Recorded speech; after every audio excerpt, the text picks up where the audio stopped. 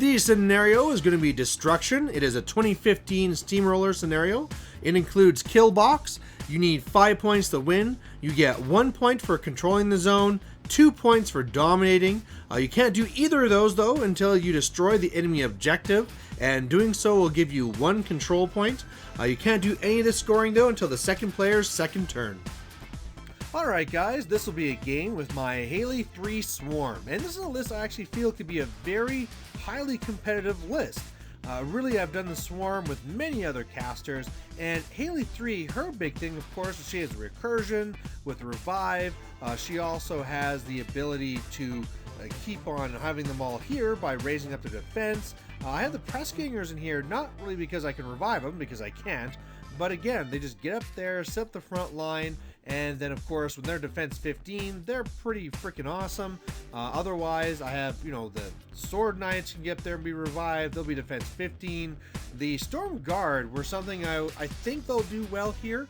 I need to have a little bit of hitting power, so I do have dynamo. They have ranked attacks, so dynamo can shoot through them. And then their POW 12s with Ragman will turn to POW 14s. So I think they're going to be an interesting spot on the list, but we'll see if it works out. Meanwhile, on the other side of the board, this is going to be Krueger2 from Circle running also a Waldwrath in there. So a lot of times it's a little bit more infantry, sometimes like double stock or whatever, but this one has the big guy in there. So he'll be kind of an issue, especially because in this scenario, there's only the one zone. And once that gargantuan gets in there, it's basically either destroy him or don't win by scenario. Now, one proxy that is going to be going on here is that he really wants to try out the Krueger2 before he buys them. So there's no Kador in this list. So those Kador riflemen or whatever on the left there, those are actually the Krueger2. And this will be interesting because I haven't had to face those buggers yet, so I guess it's about time.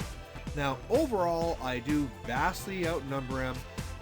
The forest on my left is really going to cause an issue for me. I really am missing Rupert to be able to pass out Tough and Pathfinder as I need, and maybe that's something I might need to change.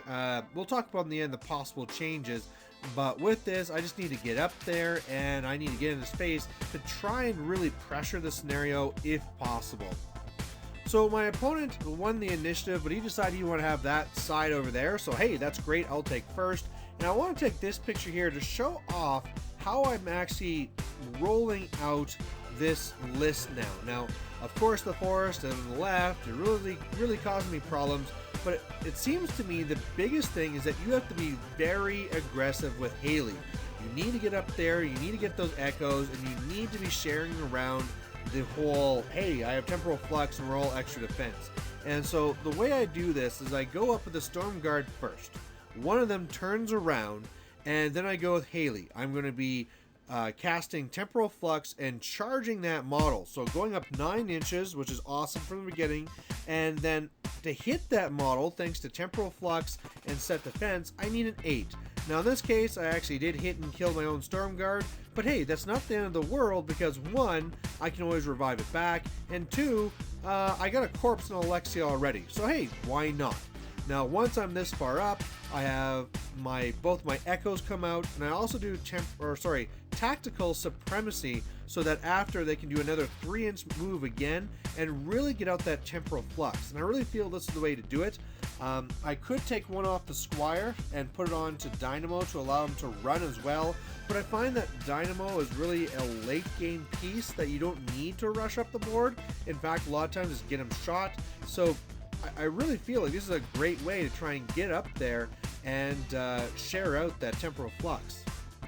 So this is after then his turn, and he's done some attacks on me here in the front, and of course here with his Krueger2, they're going to be doing their best to try and kill me. They went up and did some oil bombs. They had a lot of trouble hitting me until eventually one hit, I toughed, then it's a little bit easier. But of course I got corpses from those front guys, that's not so bad. The big Waldwrath went and shot a guy and it went over and killed another guy. So I got those 2 templates in front of me where if I want to go in there, those will be POW 10 electrical attacks. Otherwise, yeah, he had his druids come up from the right and they shoot. And so it's like the normal thing for the first turn. I actually kind of wondered if he would feat this first turn, but he didn't.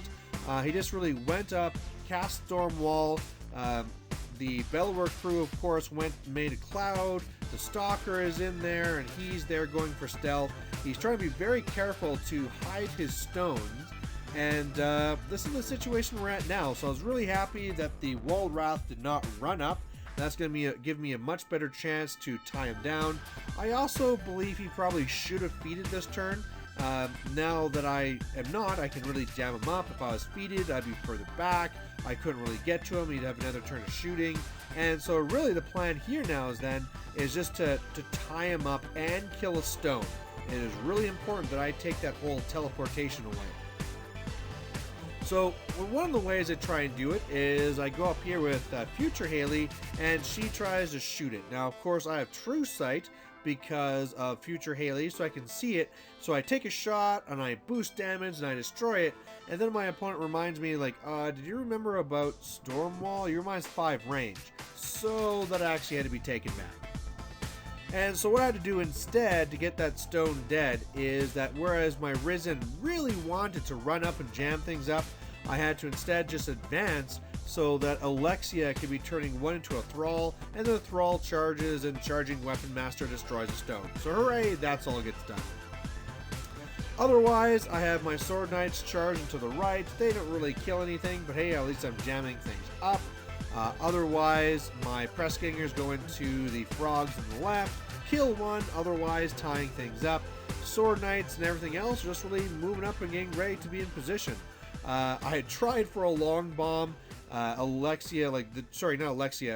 Baby Haley trying to do a Force Hammer to the Stalker, just because why not? That failed. Of course, Temporal Flux is up again, and yeah, now I know for sure this next turn is going to be his feet, but I feel that enough parts are jammed up that he's going to have a little bit of trouble with it.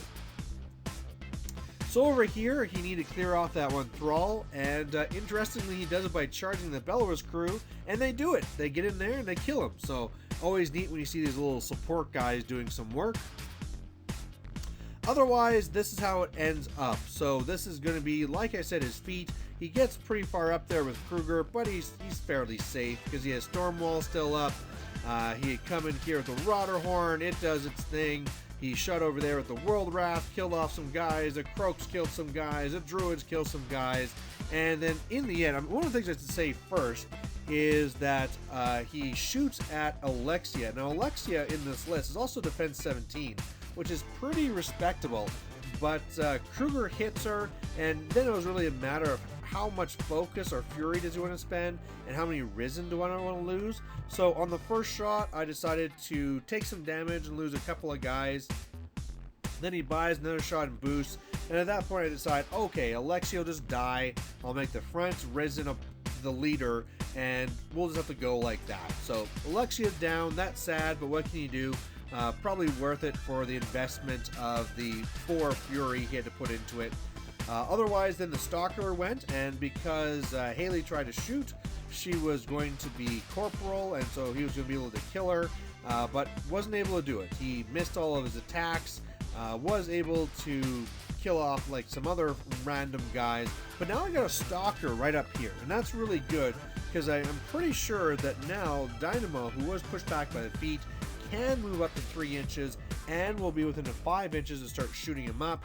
And so hopefully with some revives and some charges, I can again jam up the zone just to make sure he has no scenario going, and then hopefully kill off this Stalker. Now if I kill off the Stalker, then I can start moving on to the World Wrath. So on my turn, that's what I start doing. Of course, get no more Risen or anything cool like that, but this will also be now my feet turn, so I can get this stuff done. I go first with the Haleys. I'm going to be reviving back, a couple of guys there. Baby Haley, though, goes up and with her awesome Weapon Masterness goes and kills a Rotterhorn. So that's out of the way. Of course, Temporal Flux goes back up. I have to activate then the Storm Guard so that the one can take a free strike and, get unengaged with the Stalker. The one I revived charges into World Wrath and does 6 damage. So, hey, why not? Then I had to move the Press Gangers out of the way, no big deal. But now Dynamo gets to shoot. So his first shot goes, and he does like 10 damage. It's pretty awesome. but misses his second one. I need 6s to hit, so I'm just trying to hard roll him, but unfortunately stops right on the second one, and what can you do? So with the Stalker being alive, I'm now pretty scared because he can actually kind of get to me. So the left Sword Knights run the best they can. Remember, they're -2 speed to kind of engage Krueger and kind of get in the way here. Of course, the Breastgangers keep on going at the Croaks, and they actually kill off a bunch of them. The Sword Knights go into the Druids on the right, kill 2 of them, and then really the Risen and like Ragman and stuff, they go just to kind of like get in the way of the Stalker and also make it so that he's going to have to trample to me. So he does have a way to get to me. He's also running pretty low on time. I think he fell victim to the awe of the list, where a lot of times when there's this many models, you spend too much time trying to figure out what you're going to do against it. Plus, of course, Krueger's feat turn when there's this many models takes a really long time to go through. So he probably can't go the long game, and he'll have to go for the assassination. His objective is fuel, and he's out of range for the Stalker, so won't get a free trample, but that's going to be really his thing. So overall, what he does is, first of all, he starts trying to find a place to put Krueger, because he wants to shoot me. So after he tries thinking it out, I tell him, like, okay, don't waste any more clock, because when I'm base to base with Dynamo, I'm actually immune to lightning. So he's like, what am I going to do? Comes back here to where you see him back there, heals up the Stalker. The Stalker then goes and tramples over, kills the guys in the way, but when he boosts a hit, because of Temporal Flux, he'll need a 12 to hit, and he misses. So at that point, you know, you're 1 for trampling, 2 for buying attack, 3 for boosting. He gets to buy 1 more that's not boosted, misses that, and it's around that time that his clock is going to go out. And one of the things we talked about after is that one of the options he had is that even though Krueger can't shoot me right off the bat, he can TK me.